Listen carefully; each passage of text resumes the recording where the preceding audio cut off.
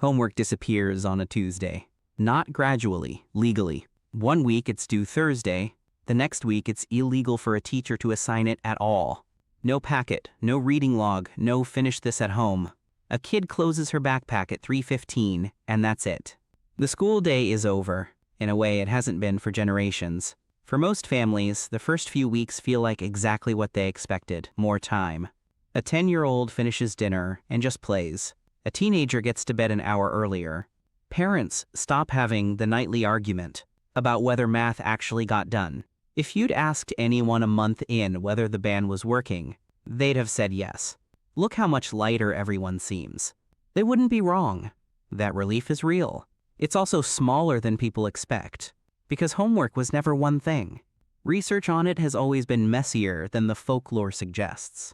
Modest benefit in elementary school, more consistent benefit once material starts compounding, in algebra, in a second language, in anything where yesterday's skill has to still be there tomorrow. So the first honest thing this law reveals isn't that homework was pointless. It's that banning it costs different kids different amounts.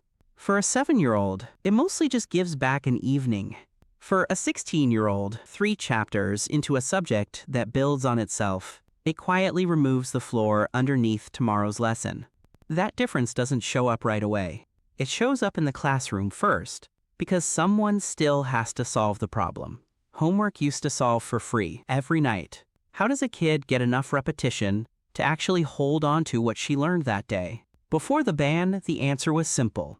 The teacher introduces a concept for 25 minutes, assigns 20 practice problems, and by the next class, the repetition has already happened somewhere else, on someone else's time, at no cost to the school. That arrangement is gone now, but the 20 problems still need solving before the test. So they move into the class period itself, because that's the only time left that's still legal to require.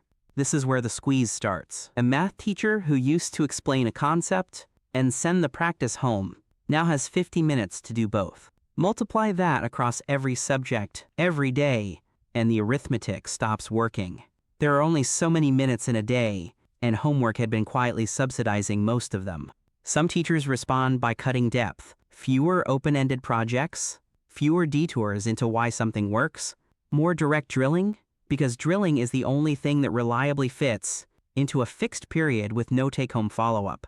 It's not that these teachers stop valuing depth. It's that depth used to get finished at the kitchen table, and now, if it finishes at all, it has to finish in the room. Curriculum coverage slows. Schools that used to get through 12 chapters a year are eyeing 9. Other schools try to buy the time back structurally instead. Longer class blocks, an elective period repurposed into supervised practice, a new bell schedule built around the assumption that reinforcement now has to happen on site. From the outside, this looks like ordinary bureaucratic shuffling, a memo about instructional time reallocation, a redrawn room chart. It isn't dramatic.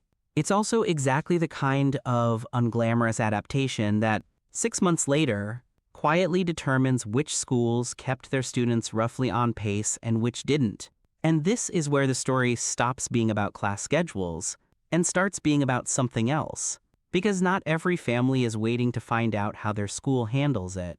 Some parents don't wait at all. Nobody's assigning anything, so nobody has to. A mother hands her son a workbook after dinner, because that's what this family has always done, law or no law. A father a few blocks over books 45 minutes a week with a tutor, the same way he might book a piano lesson, just to make sure algebra doesn't slip. None of this is illegal. The law never touched what happens inside a house. It only touched what a school is allowed to require. That's the seam nobody was looking at when the bill passed. It was written to stop schools from demanding unpaid labor at home. It was never written to stop parents from privately providing what the school no longer could, which means the practice time hasn't vanished. For some kids, it's just changed owners.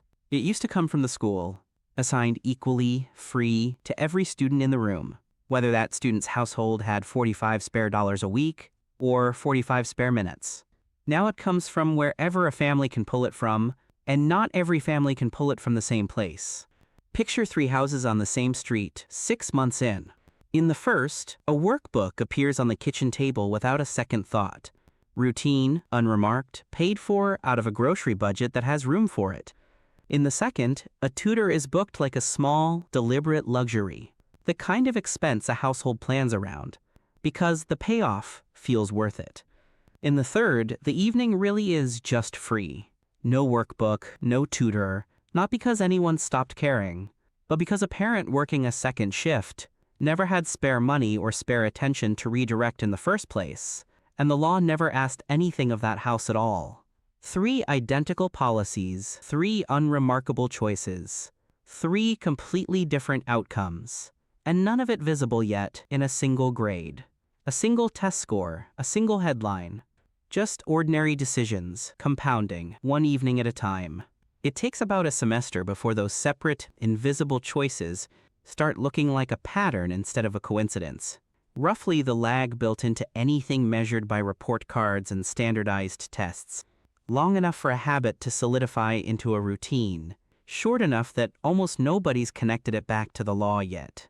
The first place it shows up isn't a classroom. It's a market.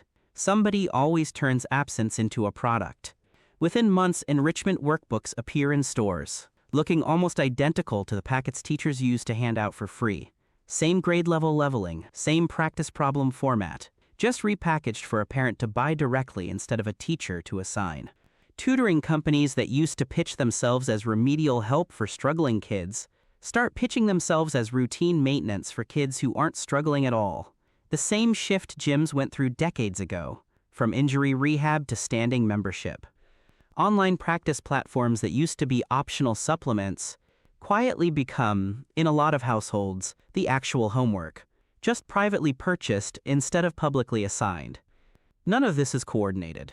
Nobody sat down and designed a shadow curriculum. It's just what happens when a need doesn't disappear, but its free version does. Someone notices the demand is still there and starts selling the supply. There's real precedent for this. When South Korea tried banning private tutoring outright in the 1980s, specifically to reduce this kind of inequality, the tutoring didn't disappear. It moved underground into unregulated, more expensive, harder to monitor arrangements, because a ban changes where demand goes far more easily than it changes whether the demand exists. This law is milder. It never touched tutoring, only school-assigned work. But the same mechanism is running underneath it. Remove a free channel, and the paid channel absorbs what's left, instead of the need simply evaporating.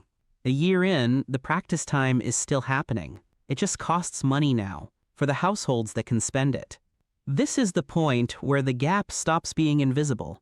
The first full testing cycle after the ban comes back, and it doesn't show collapse. No headline reads literacy crisis. No dramatic spike in failure rates. What it shows is something quieter and in a way more telling. The range widens. Kids whose households replaced the lost practice time, a workbook, a tutor, a habit of reading together after dinner, are holding roughly steady. Kids whose households didn't, not from neglect but from lack of spare time or spare money, are drifting down, especially in the subjects where yesterday's skill has to still be there tomorrow. Math, a second language, anything cumulative. The averages barely move. The distance between the top and the bottom does. It's an uncomfortable result for a law partly sold on fairness, the idea that homework unfairly rewarded kids, with quiet houses and available parents, so removing it would level the field. What actually happened is that homework, whatever else it was, had also been acting as a floor. It was free, mandatory, and applied to every student in the room the same way, regardless of what waited for them at home. Take it away, and the underlying advantage of a stable, resourced household doesn't shrink. It's just no longer partly offset by a school requirement that didn't care whose house you went home to. The gap that opens up isn't new. It was always there. It had just been quietly covered, in part by something free. None of this stays quiet once it's sitting in a district's test data. School boards that spent the first year on scheduling logistics spend the second year on something closer to triage. Nobody repeals the law. It's doing exactly what it was written to do. No school is assigning take-home work. What shifts is what schools do with the hours they still control. Districts that can afford it expand free, supervised after-school blocks. Not homework, technically. since attendance is optional and no grade depends on showing up. But functionally, the same practice time, the ban removed, just relocated back inside a building where it's free again. Some schools extend the day by 20 minutes and call it guided practice. Others partner with libraries to run walk-in tutoring at no cost, quietly rebuilding, program by program, the floor that homework used to provide by default. It doesn't fully close the gap. Families already paying for tutors keep paying for tutors. A free after-school block doesn't compete with someone who wants one-on-one subject-specific coaching twice a week. But for households that had genuinely lost their only source of extra practice, it puts something back. 2 years after the ban, the range in test scores is still wider than it was before the law passed. But the widening has slowed, then leveled off, at a new normal nobody predicted on the day it took effect. Homework is gone, the evenings are genuinely free, and the practice time it used to quietly provide has rebuilt itself in 2 separate places at once, paid for whoever can afford it, and free again, but only wherever a school had the resources to rebuild it. Go back to that first afternoon, to the backpack closing at 3:15 with nothing due tomorrow, and the picture reads differently now than it did then. The evening really was hers. That part never stopped being true. What changed is what filled it, or didn't, for the kid down the street and the one 2 towns over, not because anyone broke the law, but because the law was only ever written to stop a school from asking. It was never going to be the thing that decided who kept practicing anyway.